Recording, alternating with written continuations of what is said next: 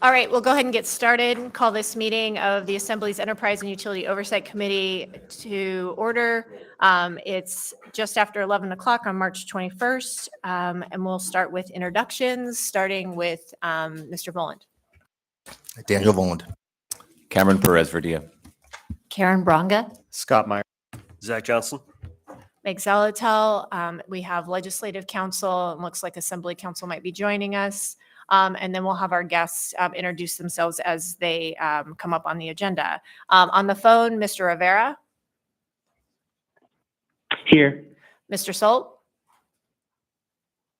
Here. Great. And Ms. Brawley has just joined us as well. So unfinished business is continued discussion of Port of Alaska Plan of Finance. Just briefly, Ms. Brawley, Mr. Constant, and myself, we were in DC last week, and we had the chance to discuss the port, particularly with Senators Sullivan and Murkowski's offices, just telling them, you know, we're really excited. We hit the milestone on the revenue bonds for purposes of getting this into our system to issue the RFP, and generally just any opportunities they had to continue to support any federal funding, and that we were really looking for their support as we continue to explore the TIFIA loan process as well. And all seemed really positive, I think is an accurate way to put that, and they were happy with the progress on the port. So is there anything else anyone would like to discuss on the continued discussion on the Port of Alaska Plan of Finance? Ms. Bronga? I don't think this is necessarily plan of finance, but I wondered if we could discuss the launch, the small boat launch. We are going to talk about the port economic analysis. So I think that let's see if we can't wrap them together. Then once we give the port the floor, we can kind of go for it. Does that sound okay? Ms. Yeah, thanks. And also add on that point, that's on our radar and something to talk about during first quarter budget revisions as well. So. Great, thank you.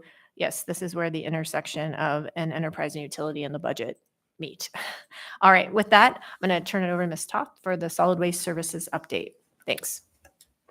Thank you. I do have a brief presentation. I understand that it will be, Kelly Toth, for the record, Acting Director, Solid Waste Services. We're just going to go over some high-level topics today in hopes that we can have some further in-depth conversations in the future. There's just a couple things I wanted to put on the radar and just share with you a few updates. So with that, we'll go to the next slide, please. I don't think I can drive from here. Okay, so Thanksgiving 2020, I mentioned this briefly before. There was a pretty tremendous fire that occurred out at the landfill. It took a while with assistance with the Anchorage Fire Department. We ended up, it was quite unprecedented for our state and really is on the radar on a national scale. It was pretty tremendous. There happened to be a week's worth of tires nearby where the source of the fire was. That just made it even hotter and took longer to take out. Likely the cause was a lithium ion battery. And that is increasing our solid waste. SWANA, it's our trade association nationwide, is seeing an uptick and prevalence in these ion battery fires. So next slide. So fast forward to August of last year, I'm going to introduce to you now the concept of our cell 9 SEEP. So the landfill is divided up into different cells, and our active cell at this time is in the 9th cell. So next slide, please.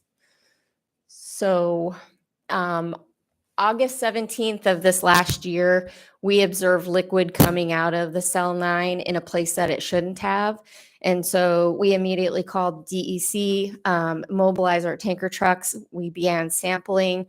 The main purpose was to obviously determine the cause and the reason for it and how we're going to repair it. And then determine that the SEEP was not an immediate threat to the public. Obviously, that was our very first issue.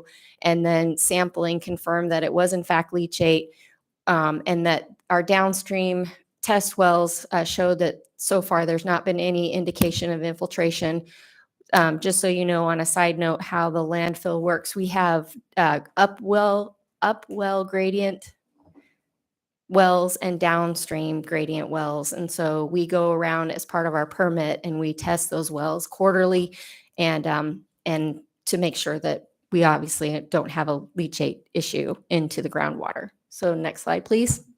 What I want to emphasize here is that we're very lucky that we do have a very great partnership with the EC. We've been working with them very closely on this. We really have been working as a partnership to say, how are we going to deal with this problem? There's no precedent for it. We're not really sure how we're going to manage this. So we worked with DEC and determined that we needed to go find the cause and where the problem is and how we're going to fix it, because it's still happening. So what's been determined is that DEC was approved our work plan. So you'll see Q1 first quarter budget revision. We're going to be going out for RFP for this repair. This is going to be pretty significant. We're going to have to dig down several years worth of trash to get to the liner to be able to fix it and find out what the problem is. Question being, what happens if we don't find that? We're not really sure. We're going to be working with the EC to try to figure it out. It's pretty significant. It's going to have an impact. We're doing the best we can. We have a great relationship with the EC. They're our permit holders. And so that's where we're at with that. So moving forward, next slide, please. So again, I mentioned that the lithium battery is a potential cause. So next slide. You will, we just put into place a new disposal policy for lithium ion batteries. So we've worked out a system with household hazardous waste that residents can bring their household hazardous waste. Lithium ion batteries is now going to be collected within household hazardous waste, both at the Anchorage Regional Landfill and the Central Transfer Station. And you'll see soon the education and outreach campaign that's going to come with that, telling people what we're doing, why we're doing it, and how to go about making sure that the lithium ion batteries are safely disposed, including taping your terminals, separating it, and putting it. We do have household hazardous waste attendants that will be there to assist people in separating those batteries so that they don't become a problem. So next slide. Okay, can you click on lithium battery fire? It should go to yeah, go ahead and allow that. It's a YouTube video. I just want to show you this really quick. Can you just push play, please?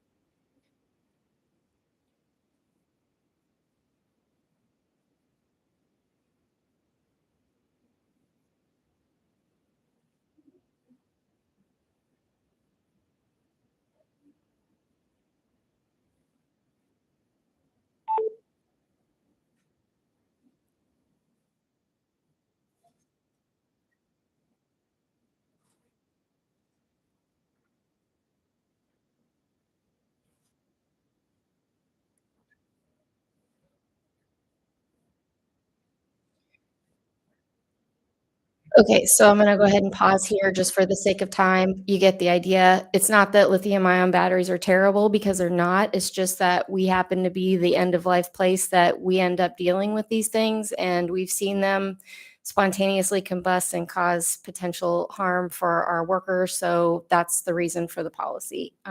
Next slide, please. So air quality is something that you're going to be hearing from us in the future. We do have an air quality permit where we have a Title V permit, and from there, we also are under our compliance order by consent, and we have to spend an additional $250,000 by 2026. So we definitely need urgency here with this. So we will be talking about how we're going to address our air quality in the future. Next. And then coming up, the material recovery facility. This is what was promised when we were going to build the new central transfer station. The mission will be to divert as much as we can from the facility. So next slide. We collected more than 57% more last year than we did prior. So we know that this is a pilot program that's going to work. Next slide. We want to be able to find some efficiencies, and this is exactly why we will be doing the material recovery facility. I'd be happy to spend more time giving you more detail about that in the future. Next slide. We will be teaching classes again this year in our partnership with everybody in the different composting classes, including Acre Gardens. Next slide. Both worms and backyard composting. Next slide. That's it for me. Thank you. Great, thanks. Lots there in a short period of time. So I first have Ms. Brawley, then myself in the queue. Anyone else? Okay. Yeah, thanks. On the lithium ion thing, I know you talked about that last time, and I appreciate that you guys are moving forward with the education campaign and really highlighting the danger. I guess my question is, right now, is there a policy or is there anything in code, and maybe it's not possible, but is there a way to hold people accountable? And the reason I ask that is because, and this is bigger than this issue, but Alaskans and Anchorage residents don't like being enforced against. And then also many people engage in behaviors that have public costs, right? And so, I mean, that's the bottom line. And so, and I'm not saying that punishment is the only answer, but I just wonder, because at some point, these things do have a public cost, and then we all pay for it. And so I just wonder if that's been part of the conversation, as well as encouraging, right? Which can only go so far. Thanks. So through the chair, thank you, Member Brawley. We agree that we definitely need to lead with education and outreach. That's where really a lot of our efforts are going to go at this time. There is language in the policy that cites ordinances and following up on SWS policies and what we can do within the boundaries of what's written at this time. And we'd love to take a look at that if there's an opportunity or a mechanism for more, but we're definitely leading with the education approach at this time. Thank you. So myself in the queue, my question is, you mentioned the cost of the repair and then some air quality work you have to do. Are all of those costs assumable within your current rate, or are you going to be needing to come and ask for some way to find additional revenues? So Chair Zalatel, so your question as far as funding goes, it's a pretty broad question because there's a lot of different projects in there.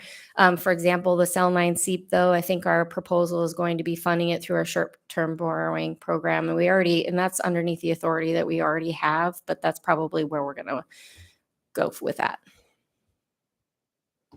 Okay, so the short-term borrowing for that, but then you mentioned something about air quality and a $250,000 spend or a need to spend. That is in our budget now. That's in your budget now. Okay, great, thank you. Any other questions for SWS?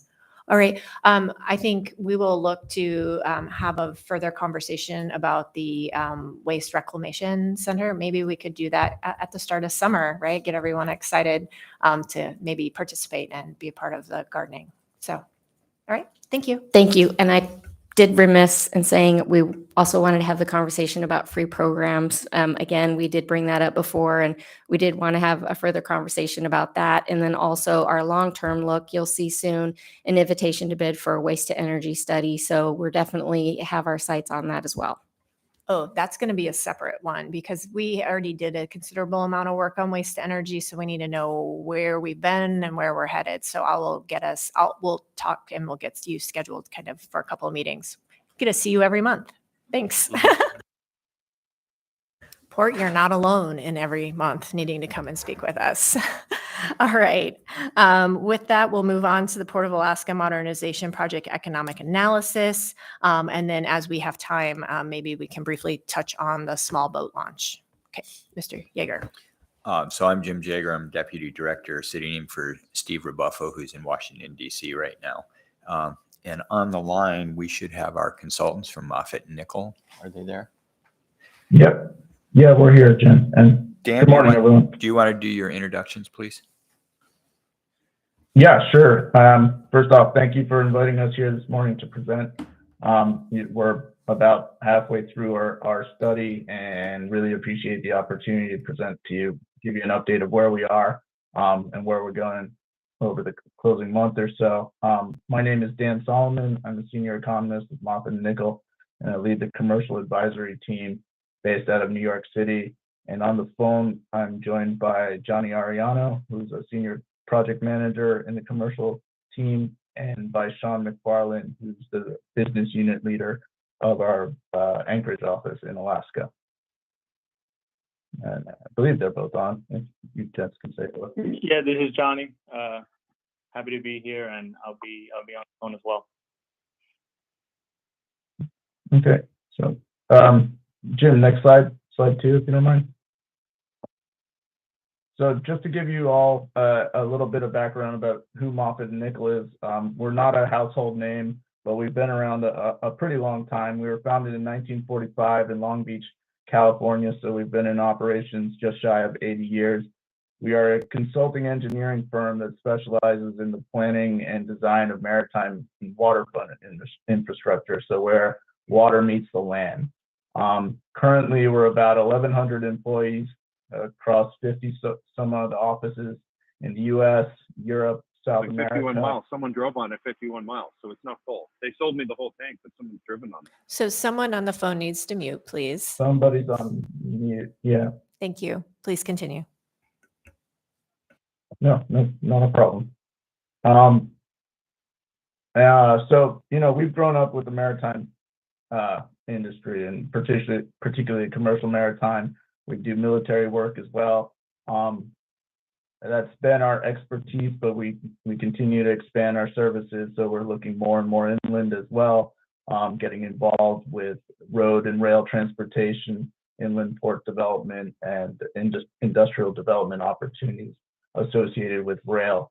But just given our legacy with the maritime industry, if you keep that map in the top left in mind, we'll see it again, but those are all our offices inside the lower 48, and then we maintain an office in Anchorage and in Honolulu as well. Inside Moffett Nickel is the commercial advisory group, which I lead. We've been around about 20 years in total. I've been with the group, will be 17 years in July. And our history is we came into existence when there was a real period of change in the commercial maritime industry, where there was a lot of upsizing in vessels, a lot of investment going into ports, a lot of changes in the equipment needs of the ports, and the types of questions that were being asked. Why are these changes happening? Will they persist? Can we afford to adapt? Things like that were not really easily answered by a traditional engineering practice, and that's why commercial advisory was born. These are the types of questions we answer in, day out, and we love these types of studies. So thank you for the opportunity, and we're happy to get started. Next slide, Jim. So just to begin with, when we want to understand the role the port plays and measure its impact on the overall economy, we start with really a top-down of what the base conditions are, in this case in the state of Alaska. At its core, whether it's production, consumption, it's the movement of goods and freight between sources of production and consumption, the movement of goods and services between those origins and destinations, that really is what drives economic activity. And for the most part, that activity occurs where people are located. Of course, there are exceptions. If we talk about mining or agriculture, or are capital intensive, but for most all intents and purposes, economic activity is really concentrated where people are. And in Alaska, we're talking about two major concentrations of population. These are the rail belt region, including Anchorage and Fairbanks, and in between, and the southeast populations, which include Juneau, Ketchikan, and those communities. In addition to a civilian population, the regions are home to Alaska's military bases as well. So, these operate in a somewhat independent economy, but nevertheless, they do generate demand for goods and services, which contribute to the overall growth. Now, in the context of why this is important, in the context of transportation and logistics systems, healthy economies rely on their abilities to connect to each other. So their ability to move goods and services between themselves and to exterior economies. In the case of Alaska, that includes the lower 48 or the international community as well. Next slide. Right, I can't see the change, sorry. When looking, when we look at it from like an industry perspective, normally what you see is that the goods being traded reflect the industrial base of the economy. So, and Alaska is really no different. So the types of goods that we see moving in and around the state through the ports closely align with the contributing industrial base of the economy. So mining activity is a key contributor, obviously, to the top line economic growth, but also to the movement of freight. It's the heaviest volume of goods being transported around, whether that's in crude form, refined oil products, or concentrates, you name it. But obviously mining is a key industry. It's well understood. The service sector in Alaska is about 58% of the total economic output, and that's your base of consumer activity. That's where a good portion of the state's income is generated, but it's also a good portion, it's where the transportation and wholesale retail trade industries are located. And clearly, it's the combination and the demand from that consumer base that is supporting a lot of the containerized product flow throughout the state. Manufacturing overall, by comparison, is not a significantly large sector inside the Alaskan economy. So you don't get the movement of intermediate and finished export goods that you would see in some of the higher manufacturing economies that we review. But overall, again, there's a distinct connection between what's driving economic growth in the state and what's driving freight through the port. And when we look particularly at what going forward, it's the growth in these industries where we would look to have material impact on freight demand, both within the state and moving throughout the ports. So next slide. And while much of the focus is on when we discuss ports and ports infrastructure, it's the waterside infrastructure, it's the equipment needs that get discussed, but equally important as the capacity, the capabilities of those services is really the port's abilities to connect inland. So, if a cargo can't move beyond the boundary of a port, really, what good is it?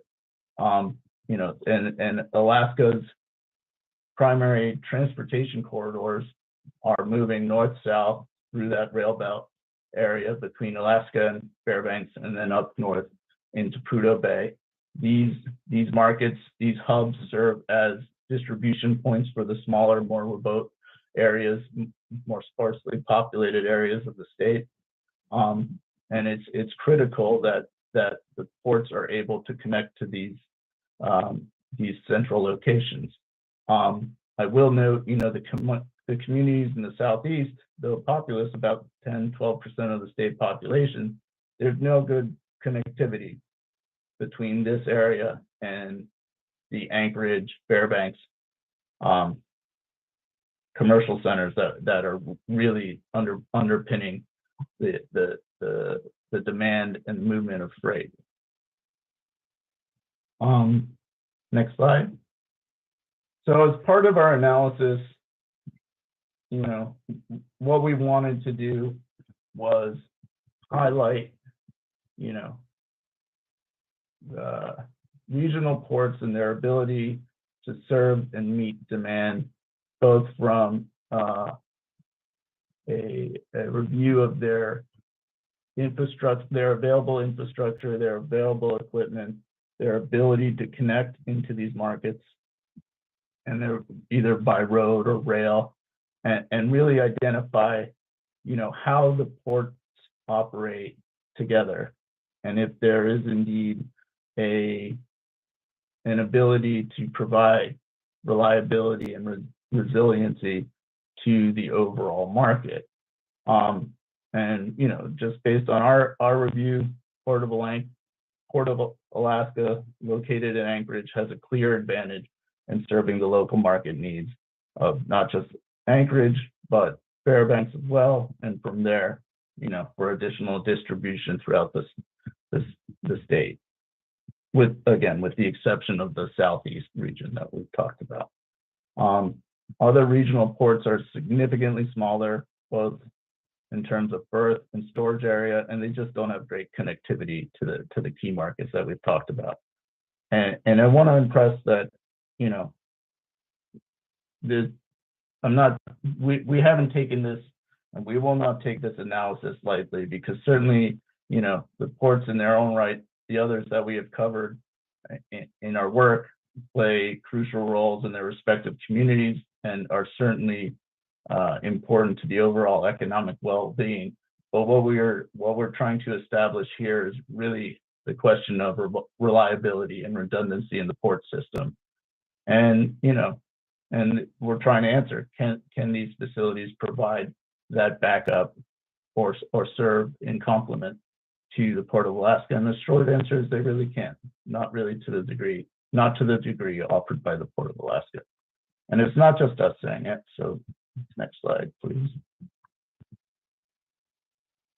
Part of our task, our effort today has included reaching out to the stakeholder community of the port. So we've been fortunate enough to speak with 6 or 7 individual groups, and we'll continue to reach out and interview the balance to the extent that we can get them scheduled. But we've met with the 2 large container operators. We've met with the shippers of the larger shippers large shippers of the liquid bulk petroleum volume products that move in and out of the state and the port. We've spoken to the military, and basically, there's 3 key kind of takeaway messages that have come across all the interviews. And the first is the overall importance of the Port of Alaska to the economy. And anyone we talked to couldn't overstate really the importance of the role the port plays in meeting the overall demand of the state, of the communities in Anchorage, of the communities in Fairbanks, of the more remote communities. We pressed and discussed often in terms of, if there's an alternate port, if there's a backup plan, and, more often than not, we got the answer, yes, certainly there could be utility through one of the smaller facilities. Terms such as alternate or candidate ports were used.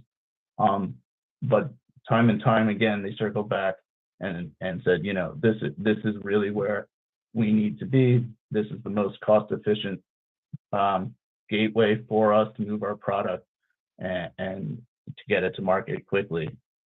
In the event that something should go down at Port of Alaska, there are alternatives to get them to end market, but they come with higher operational costs. Smaller shipments would be required, longer transportation routes would be required. So over the long term, there's really, that was point number 2, I'd say. And then point number 3,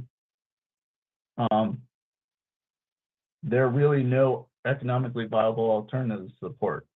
Sure, there could be a lot of infrastructure investment that would improve the operational capabilities of these other facilities.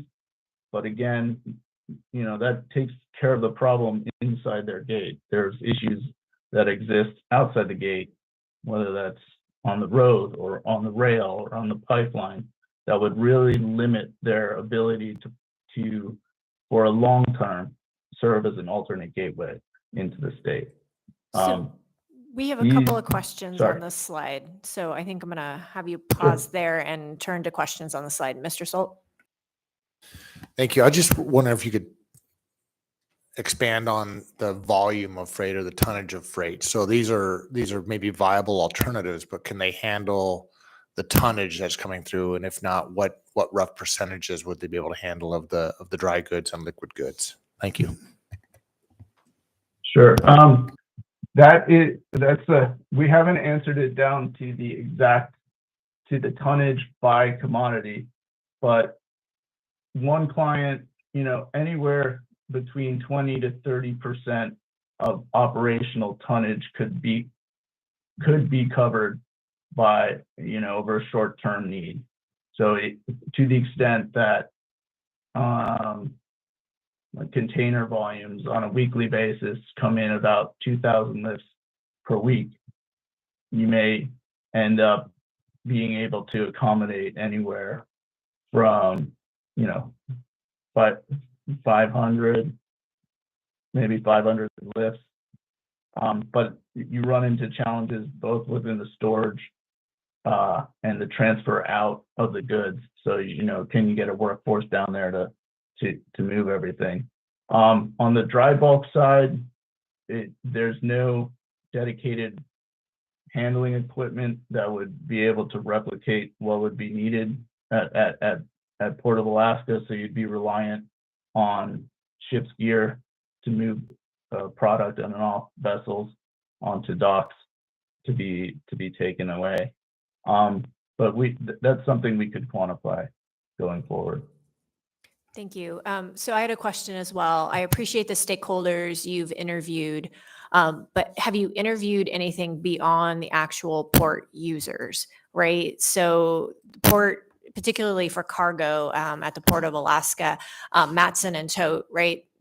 Other entities, large entities that are really important to Alaska and its economic viability and providing essential services probably contract with Matson and Tote. Do you go anywhere? Do you go beyond just the port users in figuring out stakeholders in this analysis? No, but I mean, we'd certainly be open to that. We've been reliant on our contacts as well as those of the port, but to the extent that we can talk directly to, some of the supermarkets or the Home Depots of the world and ask that of their logistics teams themselves, I think that would be a very valuable idea. Thanks. Yeah, I hope the port can work with you on kind of who some of those customers are, Sure. because if the Port of Alaska isn't available or it became, there's all those costs kind of associated, not unlike with Mr. Solt's question, then would they stop using port transportation? Would they look at ground transportation? Where are those tipping points, et cetera? Thank you. I think we can proceed with the slides. Sure. So next slide 8, and if we're all on the same page.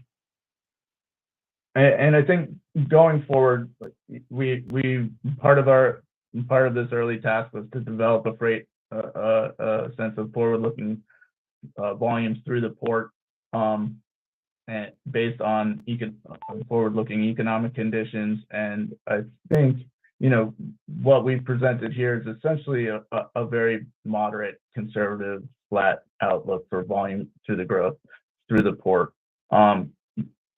And, given the outlook for population growth in the state, income generation, they're all relatively flat going forward for what we see and what I know what's looked at internally by the state. We've had a pretty good period of growth coming from the petroleum product shippers in response to higher parcel demands and activity through the airport. I think there's a good argument that that level of activity is likely to increase in the future as we continue to see the shift towards e-commerce. But that really got a boost over the last couple of years as a result of the supply chain congestions that we've seen in the lower 48.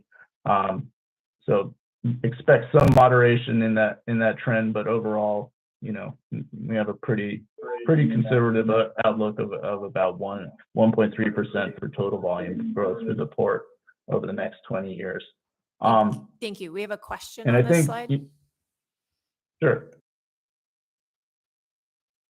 Yeah, thank you. This is Member Brawley. So I just want to make sure I'm understanding this, because what this graph is showing is a total kind of moderate increase in volume over time. Like the line goes up, but what you just said is basically, and I think if I'm reading this correctly, that's pretty much all coming from petroleum. Is that correct? Increase in petroleum That's volume? correct. There's a little bit of growth built into the container side, but it's less than 0.5% per year. Okay, thank you. And then can you, I guess 2 other questions. Can you comment on, because I'm looking back at the historical data and it looks like the petroleum was a lot lower and then it bumped up. Can you, to your knowledge, kind of what happened there between 2007 and 2022, it looks like? Yeah, so I think the biggest driver of petroleum growth was the closing of the Frost Hills refinery in 2014. So that was the inflection point there. You've had once that refinery was shut down, there was an uptick in an underlying need to import refined product from elsewhere, and that's what's driving it. So when we spoke to, I'm sorry, I can leave it there. The long story short is that overall, demand for fuels, whether that's gasoline or jet fuel, exceeds that of the refining capacity inside the state. So only so much can be provided internally, and the rest has to be shipped in from the outside.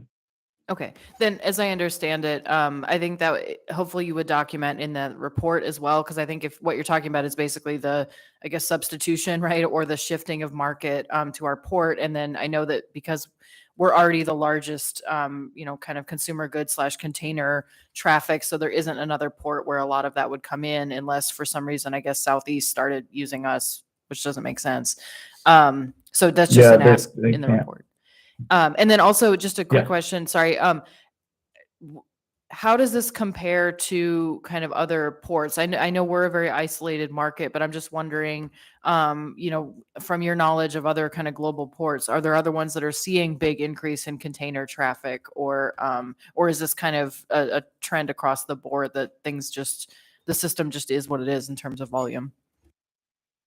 No, I mean, it's honestly below about 50% of what we would expect at a top line elsewhere. I mean, obviously, bulk commodities by nature tend to follow slower growth curves, whether that's food products or energy products, construction products.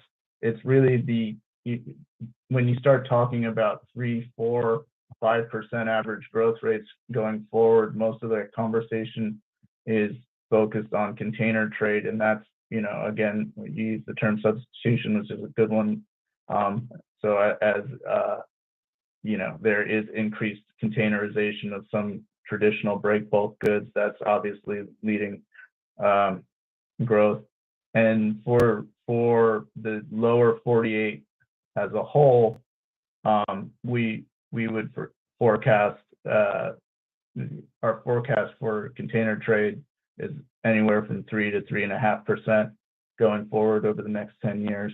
So the outlook for Alaska is different.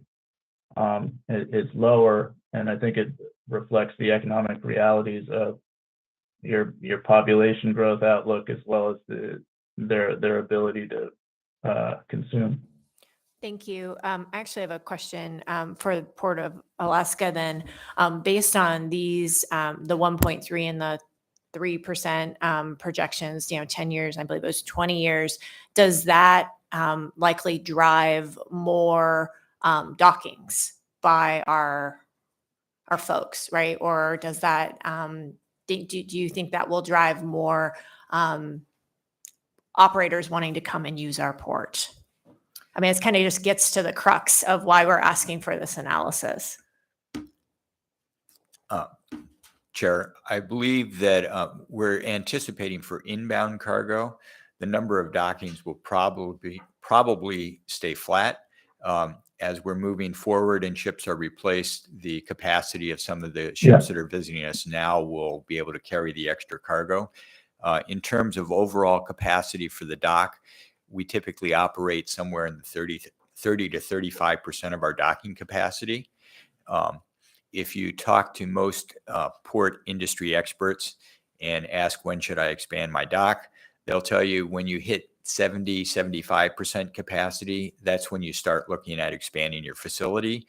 Less than that, you need to basically get more efficient in your operation. So what that tells me is we could basically double our business before we would have to expand the facility.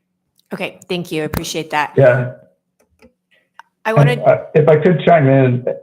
Oh, I'm sorry. I just wanted to do a time check. I want to see if we can't run through what's remaining here in about the next 7-8 minutes. So we have just a moment to touch on the small boat launch. Thank you.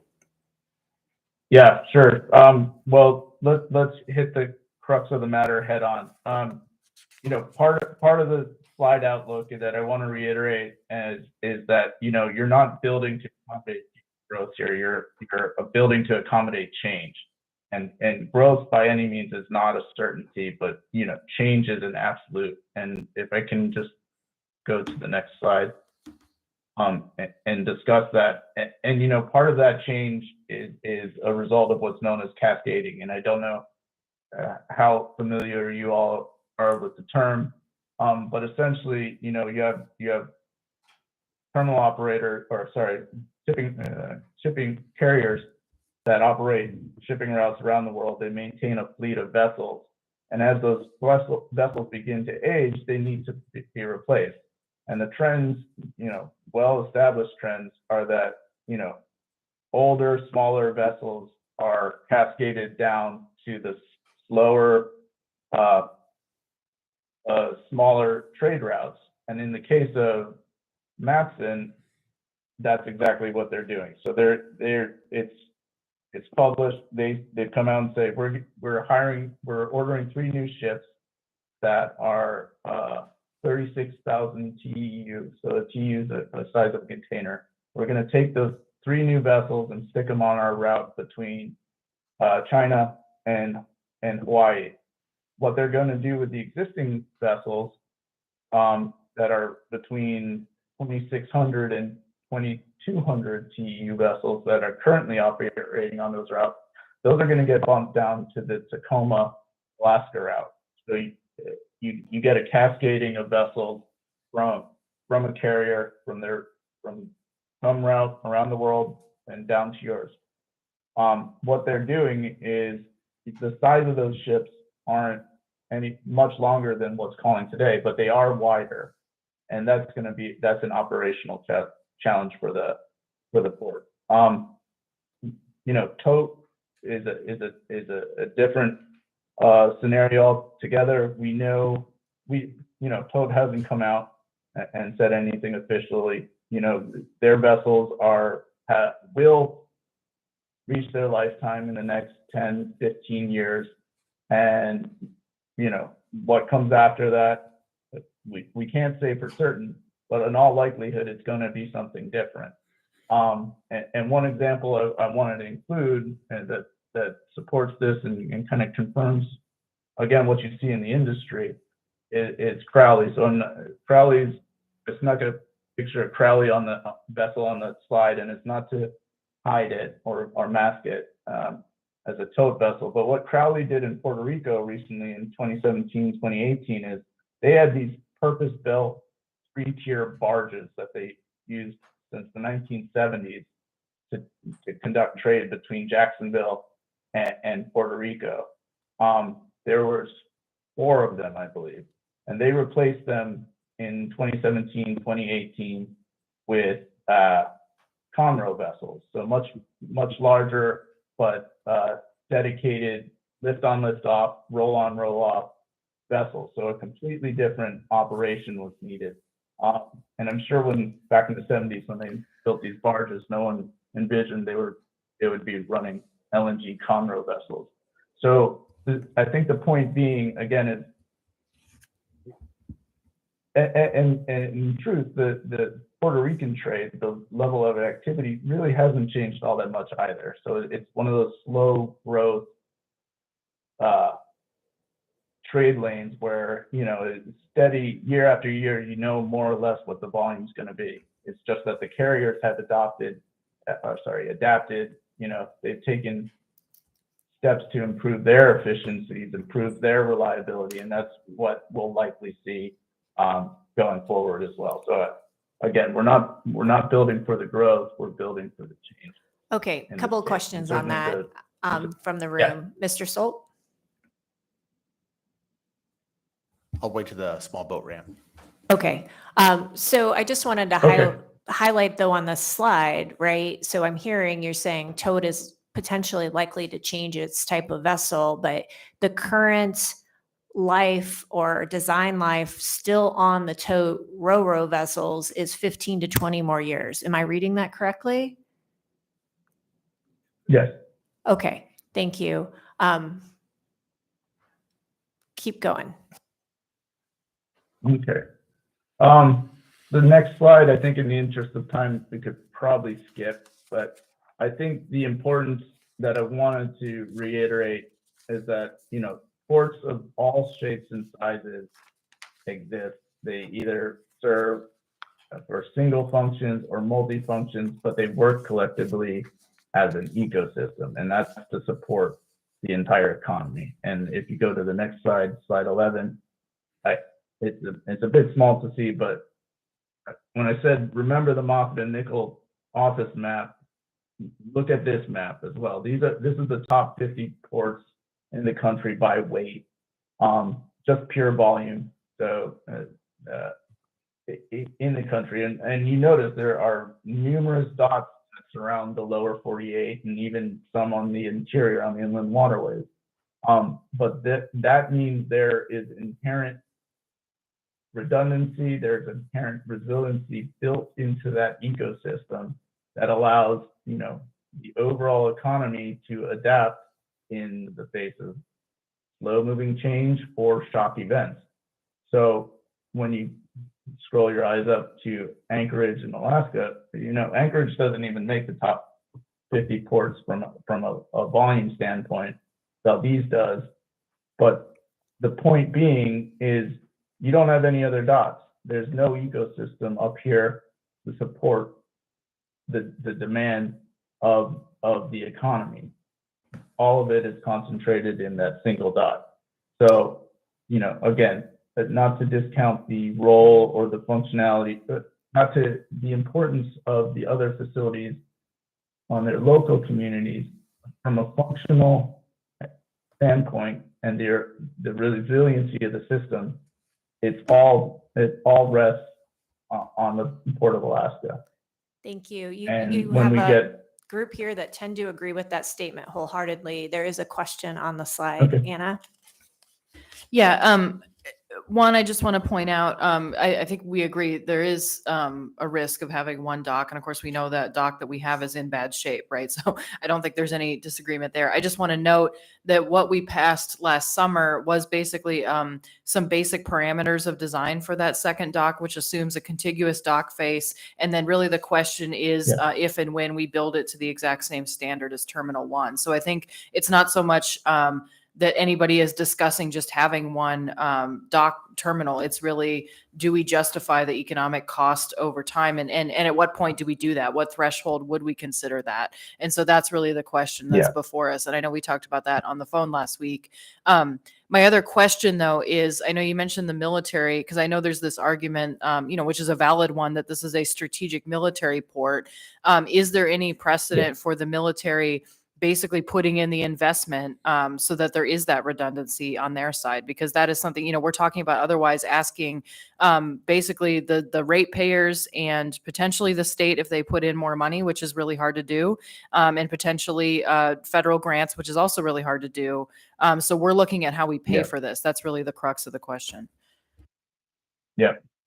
No, fair enough. If I could just skip to the next slide, slide 12. I think that is the absolute focus of the second half, or the remaining balance of our study, is to quantify that out for you and establish, what are those cost points that support the analysis. I think the contiguous space is the absolute in terms of operational, but we also are pointing to, the need to get the crane rail down the full length. And that's what allows for the full. So I'm going to stop you reliance there. I was actually really concerned with that final statement, that the absolute, right, we're not asking for this economic analysis to justify a predetermined outcome, right? We're asking for the economic analysis to tell us whether or not continuing the crane rail and doing the other piece to T2 are justified. And I want to make sure we stay on focus that. And that really leads me to a quick question. What's the finalized report estimated time of delivery? We're aiming for the end of April or Awesome. beginning of March. May for final deliverable. And to your point, yes, we're not working towards I misspoke in the sense that I think from an ideal operational on financial tested theory is that, having the ability to provide crane rail on both docks would ideally provide, the level of resiliency and redundancy that has been asked for. To the extent that it pays out, that's a different question. And that's the focus of the remaining balance of our study. Awesome. Thank you so much. Thank you for the presentation. I know this is a pretty big undertaking. Hopefully, when we can bring the finalized report back before this committee, maybe you guys can be in town. I think that's always just a little bit easier to kind of read the room and see how we're taking in the slides. With that, I'm going to turn really briefly to Mr. Solt, who had something on the small boat launch, and we'll kick off that very short conversation, but we can take it back up in budget. Yep. Just wanted to say that I know this has been kicking around for a while, so I've started working an AO. I shared it with Mr. Bufo, Kent, and just looking for any others that want to provide input on it. And I figured it'd better to have something on paper that we can start tearing apart and putting back together. I'm not tied to any particular solution. And again, we can take it up in budget, but is your AO intended to possibly do something that would require a first quarter budget response? That depends. The way I wrote it, no. Love that answer. And the way I wrote it, no. But the feedback I've gotten is it probably will. Okay. So just think about timing there, because 4/9 would be the last date for introduction. And then we'd have to take it up on 4/23 and have the budget response or have the budget capacity because 1Q budget's going to be 4/23. And I'm meeting with Mr. Rabufo Monday morning to hopefully get his feedback that I can give a final version to share with Jennifer. Okay, so we'll do this kind of joint EUOC/budget piece and make room for that in the work session we have at 1Q. Okay, thank you. Anything else on the small boat launch? Yes, Ms. Brawley? Yeah, just briefly, I just want to restate the issue because I know we got an email about this months ago and a couple more now. It's really just that right now the port is paying for something that it shouldn't, which is the small boat launch, because it's not really part of their infrastructure. I think it's not even physically at the same location, right? It has to do with boats. Right now, user fees aren't and probably will never pay for that. There's not actually a lot of paying in of user fees, even though there is one there. So there's that issue. And it's also leased from the Alaska Railroad at this point, which I believe the lease is also up. So just for the public to understand, that's why it's come up from the concept of the port or the perspective of the port, but it's not something. And so the question is, who pays for that? What home does it have within the municipality? I think we intend to continue that facility existing. And so it's really, how do we pay for it? Thanks. And I'll just have the lease is past its initial term. So way to think of it's like in a month to month category. So. All right, yes. Through the chair, Member Salt. Actually, the lease is expired and there is no month to month. We have no right of access to that facility at this point. Thank you. I stand corrected. So the follow-up question is, do we have access to the facility? We have a right of access, but have we been precluded from access? No, we haven't been precluded. And in fact, the railroad has said, in their opinion, they're happy to have us keep maintaining it. But doing that without a lease opens up Pandora's box of problems or issues. Great, thank you. Railroad continues to be on brand. So with that, we are at the last 2 minutes. So is there anyone here from the audience who wishes to participate? All right, we will go ahead and adjourn then, because we start with budget at 10 after the hour. You are welcome to stay for budget if you would like, in case this comes up, but that's your choice. Thank you.